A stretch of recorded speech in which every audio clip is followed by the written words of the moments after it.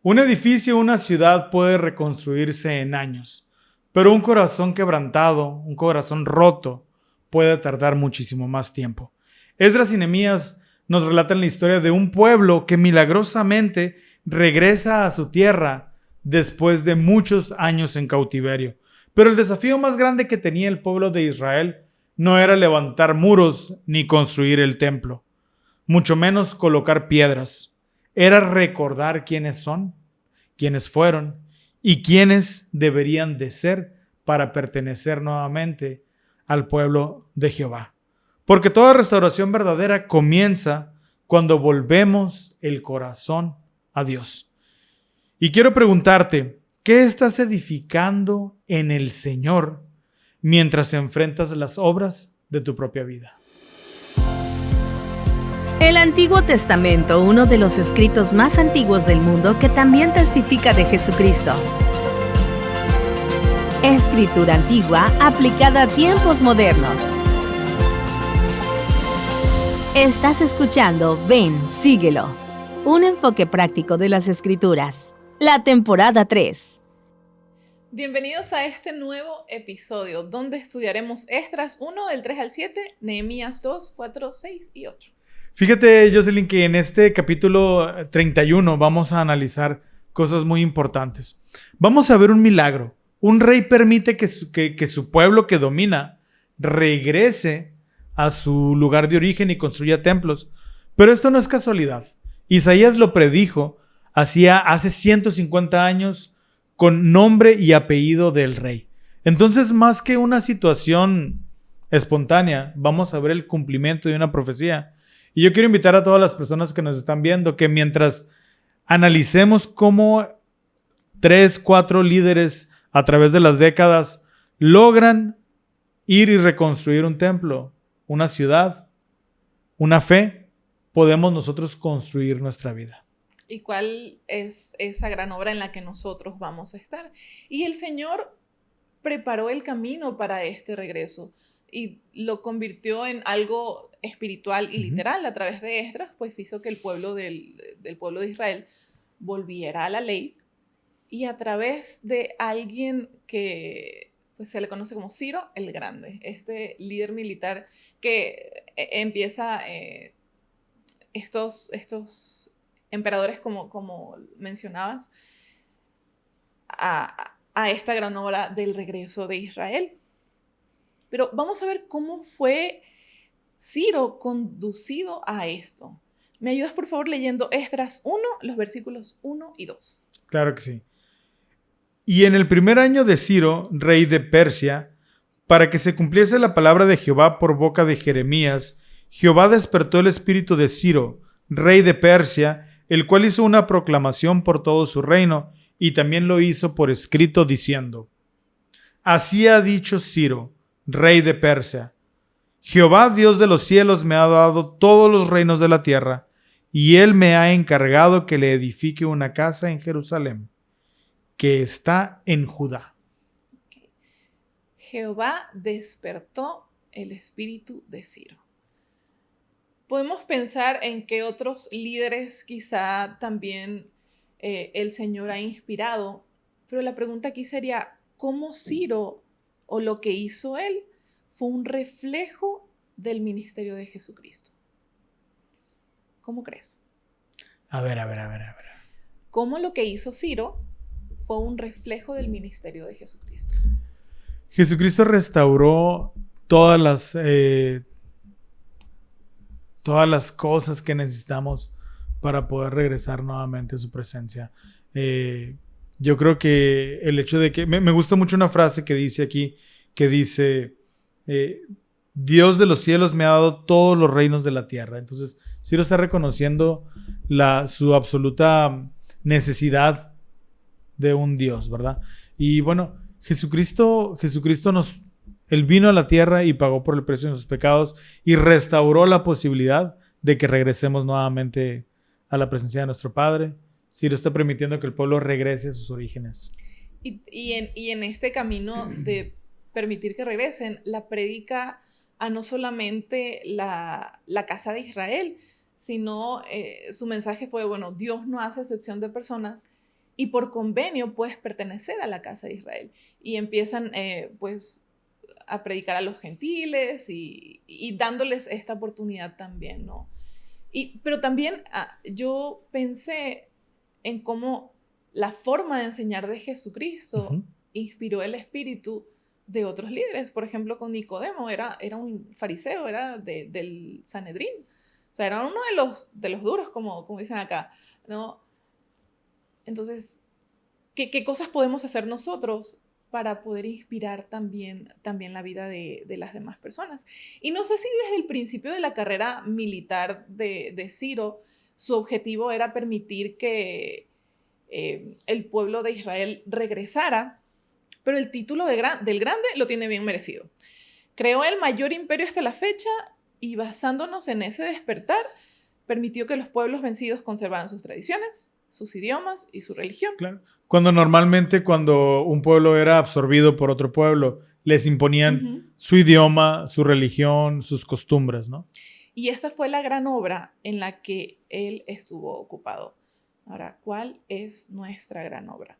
¿Estamos inspirando a otros o invitándolos a regresar? La vida que estoy viviendo hace que los propósitos del Señor se cumplan. Adrián, ¿cómo podemos convertirnos o ser instrumentos en las manos del Señor? Me gusta mucho que Nehemías primero aprende la palabra y luego la enseña, si leemos la historia. ¿Okay? Y entonces él se dedicó primeramente a aprender para poder enseñar. También me llama mucho la atención algo. En esta historia, lo primero que se pide que se construye es el templo, no las murallas, no la ciudad, no las casas donde iban a vivir. Entonces pone este pueblo a Dios primeramente en lugar de su vida. Tal vez no tenían la doctrina, no tenían el conocimiento, pero de alguna manera los líderes entendían que primero era el templo, es decir, primero es nuestra relación con Dios y después todo lo demás viene. Yo creo que eso nos puede ayudar en nuestras vidas. Muchas gracias. Y algo que yo agregaría es que pudiésemos tomar responsabilidad. Y para esto me gustaría que pudiésemos ir... vamos a leer una escritura en Doctrina y Convenios. Si puedes ir buscando en Doctrina y Convenios 98, del 9 al 10. Ahora, vivimos en una época en la que pues ya no, al menos en este continente, no hay reyes, no existen guerras o enfrentamientos por límites territoriales. Bueno, hace un par de meses ahí como que se querían pelear por... Pero bueno, así como sucedía en aquella época y como pues desgraciadamente sucede en Medio Oriente, ¿no? Pero lo que sí tenemos es la responsabilidad de escoger a quienes dirigen nuestra ciudad, nuestro estado o el país donde vivimos. Y una de las cosas que me sorprenden mucho de aquí es que votar o ir a sufragar no es obligatorio. Entonces, que podamos, porque en Ecuador sí, y si no vas, semejante multa. Okay. Es una multa muy grande por no hacerlo. Entonces, en esta escritura, pues se dio en 1833 a los santos en Kirtland y pues son palabras que siguen estando vigentes. Entonces, Doctrina y Convenios 98. Del 9 al 10. Del 9 al 10. Sin embargo, cuando los inicuos gobiernan, el pueblo se lamenta. Por tanto, debe buscarse diligentemente a hombres honrados y sabios, y a hombres buenos y sabios debéis esforzaros por apoyar. De lo contrario, lo que sea menos que esto del mal procede. Por Ciro aprendemos que el Señor inspira a buenos hombres. Él no era parte de la casa de Israel, pero era un buen hombre que reconocía el poder de Dios. Entonces, manda a construir la casa de él. Entonces, cuán importante es que nosotros podamos meditar de manera consciente en las personas que les damos ese poder para gobernar. Y creo que el enfoque debe ser acabamos de pasar, el presidente Ox nos invitó a poder unirnos en un ayuno mundial especial para que se pueda defender la libertad religiosa, ¿no? Entonces, ¿por qué esto o por qué quizá este asunto político está muy ligado a nuestra forma de adorar al Señor? Entonces, que podamos ser conscientes a quién les damos este poder. Y justamente el presidente Ox, con respecto a esto, en el 2021, en su discurso en defensa de nuestra divinamente inspirada Constitución, dijo lo siguiente: nuestra creencia en la inspiración divina otorga a los santos de los últimos días una responsabilidad única de sostener y defender la Constitución de los Estados Unidos y los principios del constitucionalismo donde quiera que vivamos. Entonces, aplica para todos. Uh-huh. Debemos confiar en el Señor y ser positivos respecto al futuro de esta nación. ¿Qué más deben hacer los santos fieles en estos últimos días? Y él dice, debemos orar para que el Señor guíe y bendiga a todas las naciones y a sus líderes. Esto es parte de nuestro artículo de fe. Desde luego, estar sujetos a los presidentes o gobernantes no supone ningún obstáculo para que nos opongamos a las leyes o políticas individuales. Esto requiere que ejerzamos nuestra influencia de forma civilizada y pacífica, dentro del marco de nuestras constituciones y leyes pertinentes. En cuestiones controvertidas debemos tratar de moderar y unificar. Debemos aprender y abogar por los principios inspirados. Debemos buscar y apoyar a personas sabias y buenas que apoyen esos principios y sus actos públicos. Debemos ser ciudadanos informados y activos a la hora de hacer sentir nuestra influencia en los asuntos cívicos. Hay mucho que podemos hacer para bendecir la vida del pueblo del Señor. Entonces, es algo que se debe defender. Ciro lo defendió. Entonces, ¿por qué nosotros no hacerlo? Y cuando llegue y si se tiene la oportunidad, o que podamos estar preparados para cuando llegue la oportunidad de quizá pues tal vez ocupar un cargo público, para de esta forma bendecir de una mejor manera a los hijos del Señor. Así es, si tenemos vocación de servidores públicos, adelante, hay que alimentar eso. Pero de toda la cita del presidente me llama la atención que debemos de estar informados.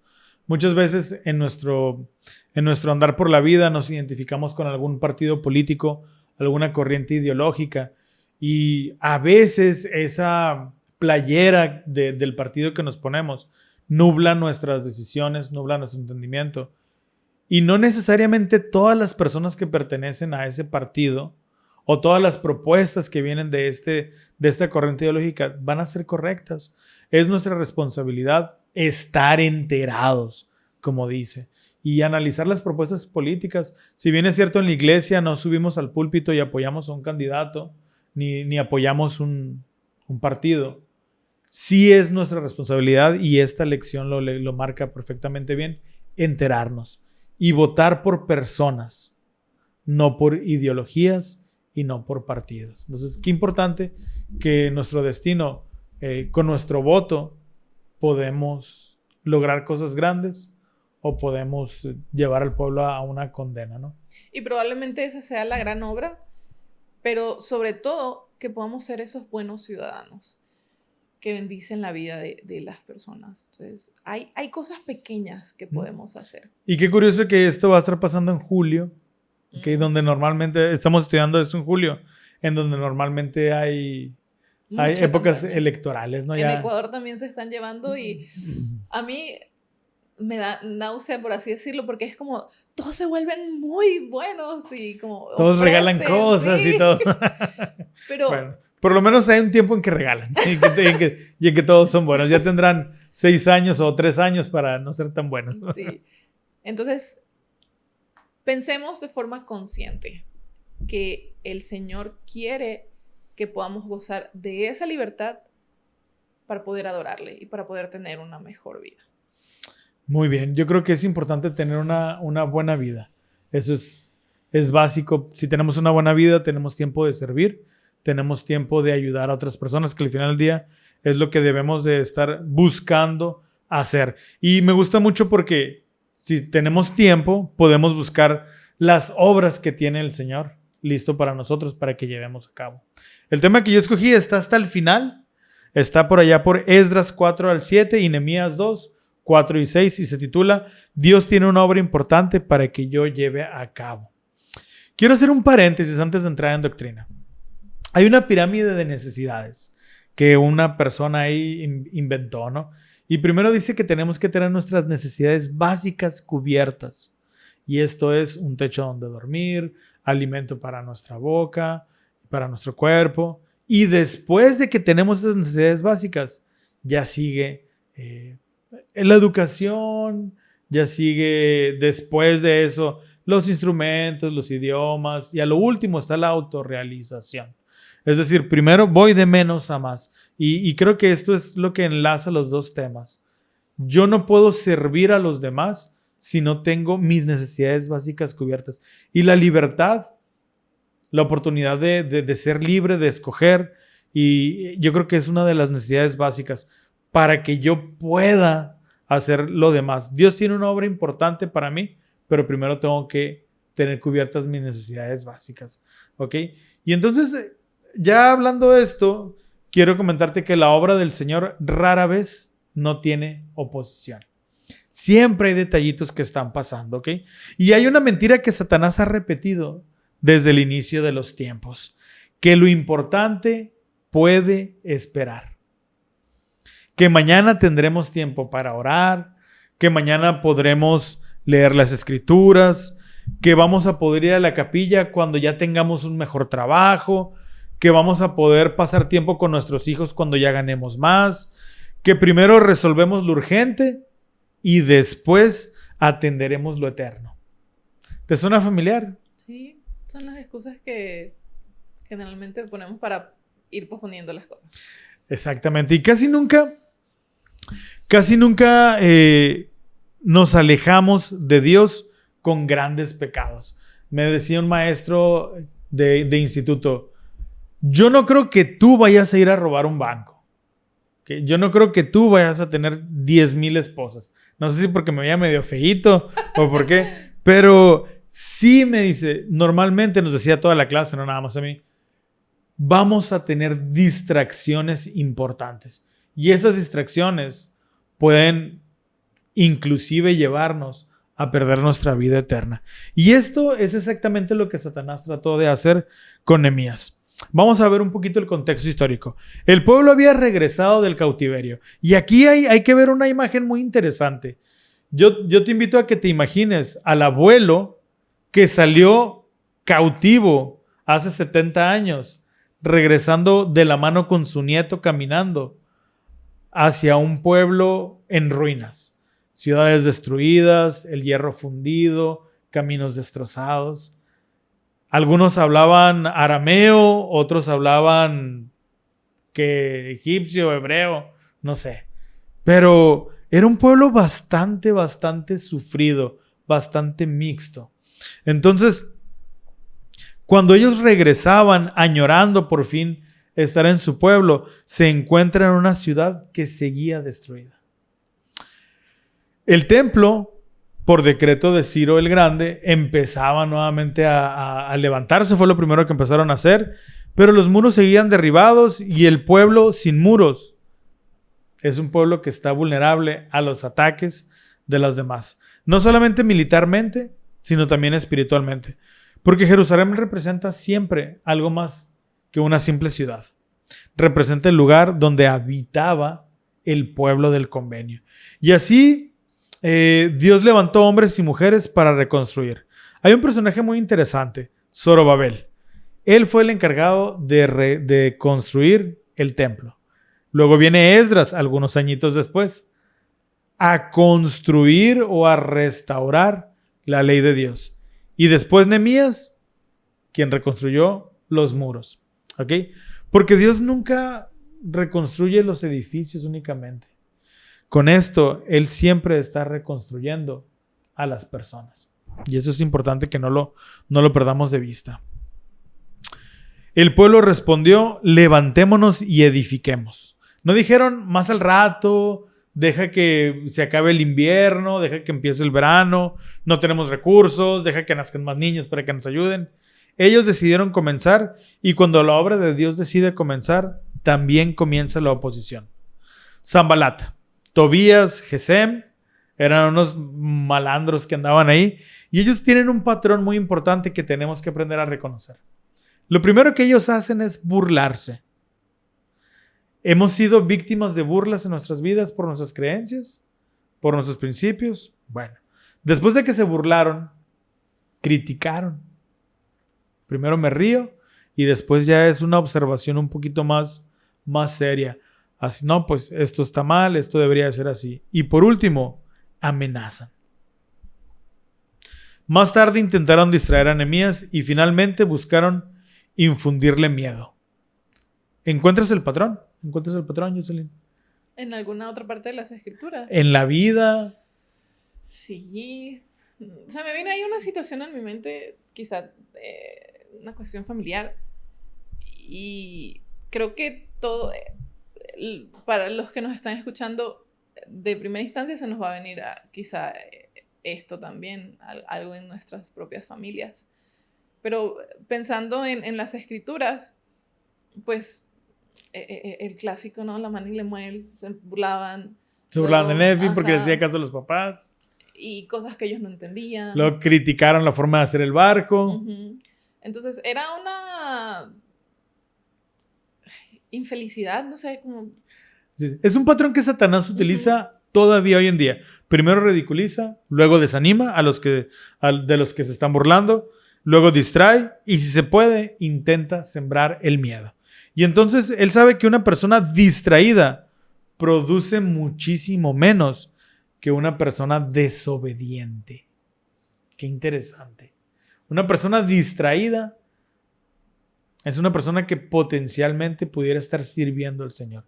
Y una persona desobediente, pues ya sabemos que no lo va a hacer, ¿verdad? Entonces, mientras que los distraídos pueden estar recibiendo llamamientos para crecer la obra del Señor, el desobediente ya sabemos que no lo va a hacer, entonces no es llamado. Y tenemos que estar bien atentos para no pertenecer a este grupo de los distraídos. Entonces, yo creo que, pues, en este aspecto, cada una de las cosas que hacemos en la iglesia, cada una de las cosas buenas que hacemos fuera de ella, nos ayudan a mantener el enfoque. Entonces, no vamos de primera instancia a robar un banco, pero vamos a agarrar 100 pesos mal parados. O, pues, dejo de pagar mi diezmo. Y cosas así, ¿no? Entonces, las cosas que hacemos nos ayudan a mantener el enfoque. Vamos a leer una escritura que se encuentra en Nehemías 6:3, por favor, si gustas ayudarme. Y aquí viene una respuesta, o viene una de las frases más poderosas del Antiguo Testamento. Bueno, vamos a leerla, por favor. Uh-huh. Y les envié mensajeros diciendo, yo estoy ocupado en una gran obra y no puedo ir. ¿Por qué ha de cesar la obra dejándola yo para ir a vosotros? Estoy ocupado en una gran obra y no puedo ir. Hay invitaciones a fiestas, hay invitaciones a paseos, hay invitaciones a mejores trabajos, pero yo estoy ocupado en una gran obra y no puedo ir. Fíjate que, te voy a platicar una pequeña anécdota, no para ensalzarme, sino para ver en retrospectiva, y me da gusto saber que de alguna manera he podido a veces vivir a la altura de este párrafo. Hace algún tiempo ya surgió la idea de mudarnos otra vez, ahora yo, a otra ciudad. Y recientemente acabo de recibir un llamamiento en la presencia de Estaca como consejero. Y entonces empezamos yo y mi esposa a hacer planes, a hacer castillos de arena en la mente. Y de repente, ¡pum!, sentí un latigazo. Pero no puedo, le dije. Yo no puedo. ¿Por qué? Me dice. Porque me acaban de dar un llamamiento. Dice, ¿qué tiene? Los llamamientos se los pueden dar en cualquier parte. Y sí es cierto. Con esto no estoy diciendo que no debemos de mudarnos y nos llamaron. Solamente A mí el sentimiento que yo tuve es, no puedo, estoy ocupado en una gran obra. Yo creo que hay muchos ejemplos de muchos hermanos que nos han demostrado. Por ejemplo, el presidente Oaks, precisamente, él era un juez y él tenía una carrera muy prometedora dentro de la política y el gobierno por la parte de los jueces en Estados Unidos. Y él renuncia a su trabajo cuando lo llaman como apóstol. El presidente Russell M. Nelson era un hombre, un doctor prominente, siendo el primer doctor en hacer una operación a corazón abierto, creo, en Estados Unidos. Y lo llaman. Y se viene porque va a estar ocupado en una gran obra. Entonces, qué buenos ejemplos. Y el ejemplo de Nehemías, que no dijo, no tengo tiempo. Él dijo, tengo prioridades. Porque hay una enorme diferencia. Todos tenemos las 24 mismas horas del día. Absolutamente todos. Lo que cambia es aquello que consideramos nuestra gran obra de nuestra vida. Y aquí es donde la historia deja de tratarse sobre Jerusalén y comienza a hablar de nosotros, lo que hablábamos al principio. ¿Cuál es la gran obra que Dios nos ha encomendado? Quizás algunos pensemos directamente en un llamamiento prominente o en algún llamamiento importante que nosotros pensemos, o en la obra misional o en la obra del templo. Pero ¿qué tal, Jocelyn? Si todo esto que acabo de mencionar forma parte de una gran obra del Señor. ¿Ok? Entonces, antes de cualquier asignación en la iglesia, Dios nos ha dado una obra profundamente personal. Y esto es convertirnos en discípulos de Jesucristo. Primero, y la obra más grande que puedo llevar a cabo es convertirme yo en un discípulo de Jesucristo. Fortalecer a nuestra familia. Guardar nuestros convenios. Y en una sola frase, llegar a ser más semejantes a Jesucristo. Porque de nada va a servir que construyamos riquezas, que construyamos muros, que levantemos una Jerusalén, un imperio personal, si nuestro corazón, como el pueblo judío, sigue derrumbado. Entonces, no va a importar al final del día aquello grandioso, majestuoso que tengamos, si lo que realmente importa nunca fue levantado. ¿Ok? Y entonces, mientras Nehemías reconstruía muros, Jesucristo estaba preparando una obra infinitamente mayor. ¿Ok? Él también enfrentó burlas, él también enfrentó oposición, Jesucristo también fue rechazado y aún así nunca dejó su misión. Cuando Pedro quiso impedir que fuera de Jerusalén, el Señor señaló algo muy importante. ¿Ok? Él siguió adelante. Cuando llegó el Getsemaní, pudo haber retrocedido, pero no lo hizo. Cuando fue tentado en el desierto, él permaneció firme, porque él sabía cuál era su gran obra. Tenía este conocimiento personal de qué es lo que tenía que hacer. Entonces Nehemías reconstruyó una ciudad, como tú decías, pero Nehemías construyó una ciudad, pero Cristo vino a reconstruir almas. Y yo creo que esa es la respuesta de la pregunta que ahorita me hacías. Nehemías levantó muros de piedra y Jesucristo derribó el muro que nos separaba de la presencia de nuestro Padre Celestial. Entonces, esta historia, como todas las historias del Antiguo Testamento, apuntan directamente a Jesucristo. Y tengo 3 principios prácticos para aplicar esta enseñanza en nuestra vida. ¿Okay? Punto número 1. Toda obra importante encontrará oposición. ¿Es cierto? Sí, definitivamente. Y antes de que sigas con las otras 2, porque fue inevitable pensar, estamos a 3 semanas del FSY. Para cuando salga este episodio ya estaremos. Allá vamos a estar. Allá vamos a estar. Y algo que me ha parecido sorprendente es que muchos consejeros desde un principio dijeron, no vamos a poder ir. Que por trabajos y así, no vamos a poder ir.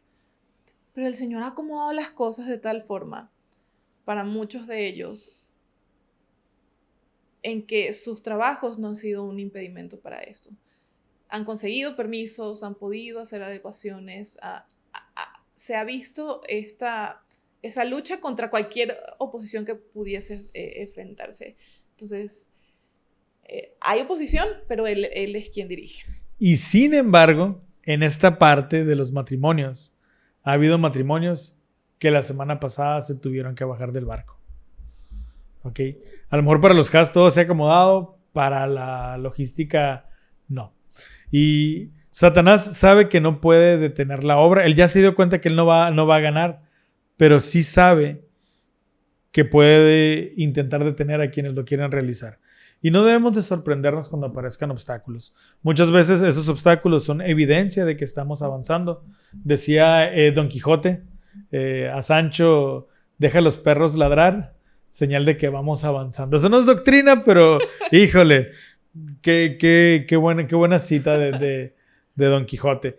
Y bueno, el Elder Uchtdorf enseñó, las distracciones son un instrumento de los instrumentos favoritos del adversario para alejarnos de las cosas de mayor valor eterno. Top 3 de distracciones de los jóvenes, Jocelyn, el día de hoy. TikTok, Instagram, el celular. Y a lo mejor nos están viendo por TikTok amigos. y celular. Bueno, punto número 2. Bueno, pero perdón, antes del punto número 2, una pregunta de reflexión para los que están allá en casita. ¿Qué está intentando distraerme de mi gran obra? Todos sabemos cuál es nuestro Goliat distractor. Punto número 2. Ten ánimo para trabajar. Tener ánimo para trabajar significa recordar para quién trabajamos. Me llama mucho la atención que uno de los llamamientos favoritos de las personas es ser obreros en el templo. Y ser obrero en cualquier otro lado a veces es una posición inicial, ¿verdad? Pero recordar para quienes trabajamos es importante. Nehemías dice que el pueblo tuvo ánimo para trabajar. Y no fue porque la obra fuera fácil. Tenían que reconstruir una ciudad que tenía 70 años destruida. Pero entendían el propósito. El presidente Russell M. Nelson ha enseñado que cuando entendemos quiénes somos y cuál es nuestra misión, las prioridades comienzan a ordenarse. El cansancio disminuye cuando el conocimiento del propósito aumenta. Entonces, yo volviendo al FSY, mi mente humana o del hombre natural no logra entender cómo tantos jóvenes pasan tantos fines de semana preparándose para servir a unos jovencitos que ni siquiera conocen. Entonces, mi mayor reconocimiento para todos los consejeros del FSY. ¿Okay? Y punto número 3. La mano de Dios acompaña a quienes hacen su obra. ¿Okay? Esdras y Nehemías repiten varias veces una expresión. La bondadosa mano de Dios estaba sobre ellos. Me encanta esta frase. ¿Quién no quiere que la mano de Dios esté sobre uno? Muchas veces imaginamos que la ayuda divina consiste en quitarnos todos los obstáculos. Y eso no va a pasar. Hacer convenios no nos quita obstáculos. El Señor no nos bendice quitándonos los problemas. La mano del Señor no siempre elimina, pero nos toma de nuestra mano y nos ayuda a pasarlas por un ladito, por abajo o por arriba de los problemas. Y tenemos que entender esto. Fíjate, cuando servía como obispo, me acuerdo de un hermano que se bautizó y empezó a tener problema tras problema, tras problema, tras problema. Perdió su trabajo, su esposa lo dejó y el hermano iba los domingos y entrevista tras entrevista. Y cómo me hubiera gustado poder tener el conocimiento de esta historia y leerle esta historia en donde el Señor no nos quita los problemas, nos ayuda a pasarlos. A veces con los ojos cerrados, pero el Señor siempre nos ayuda sosteniéndonos mientras nosotros los enfrentamos. El presidente Jeffrey R. Holland dijo, no se cansen de hacer el bien. Están poniendo los cimientos de una gran obra. No solamente creamos hijos, no solamente cumplimos llamamientos, estamos colaborando con Jesucristo para llevar a cabo la inmortalidad y la vida eterna. Y eso convierte lo cotidiano en algo sagrado y extraordinario. Tengo una pregunta para ti. ¿Has vivido alguna, pero estas son fáciles, ¿has vivido alguna ocasión en las que al servir al Señor hayas sentido literalmente la bondadosa mano de Dios ayudándote a hacer algo que parecía fuera de tus capacidades. Definitivamente. Todo este año ha sido una evidencia de eso, tanto en mi llamamiento dentro de la iglesia como esta asignación adicional en el FSY. Mis respetos para los papás de adolescentes. Ay, gracias. Qué cosa tan Yo tengo complicada. 3. Y no sé, creo que es una tierna misericordia del Señor, a pesar de todo el esfuerzo. Oye, ¿y eso todavía no convives con ellos? Ay, no, pero basta, mi mamá dice, para una muestra basta un botón, algo así. y en el barrio tengo un botón muy bonito de muestra. Entonces creo que he sido transformada de una forma que de no haber pasado por las cosas que he pasado este año en estas 2 asignaciones, no hubiese podido. El amor que Dios tiene por nosotros que somos tan imperfectos me ha ayudado a ver en los jóvenes su naturaleza como hijos de Dios y el futuro tan brillante al que pueden acceder y al que nosotros podemos ayudarles. Entonces, creo que si pudiese dejar una invitación el día de hoy es que podamos ayudarlos, sin importar si estamos o no en un llamamiento o si tenemos la oportunidad de involucrarnos con ellos. La adolescencia es muy complicada y ellos necesitan mucha ayuda. Así es.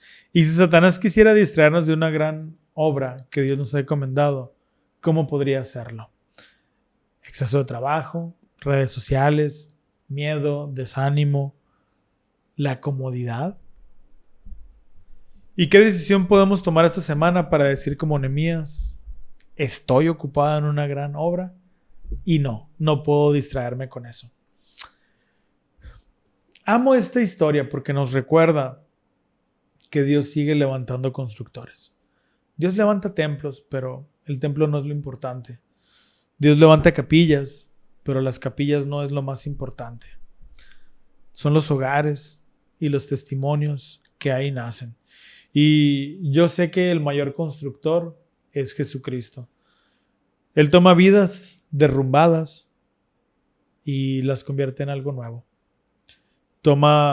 Nos toma como matrimonios y reconstruye familias, reconstruye esperanza, reconstruye nuestra fe cuando pensamos que está por los suelos. Y sé que su obra continúa el día de hoy. También sé que cada uno de nosotros ha sido llamado para una gran obra, una obra que no podemos entender. No tendremos la capacidad o el tiempo, no tendremos el tiempo de vida para ver la obra terminada.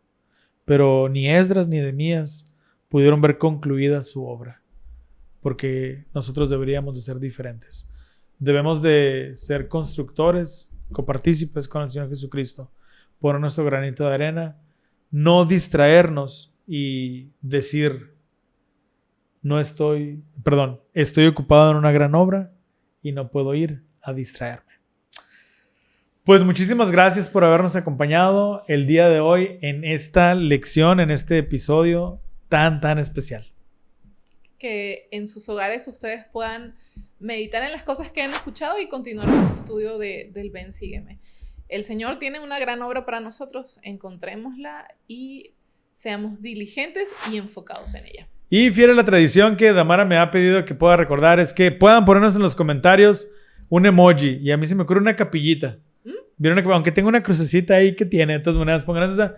Si te gustó lo que estás viendo, por favor, dale like, comenta, me encanta ver los comentarios y compártelo con alguien. Ahí le pones copiar vínculo y se lo pegas a alguien en el WhatsApp. Y si nos están viendo, por favor, suscríbanse al canal para no perderse más de estos episodios. Muchísimas gracias.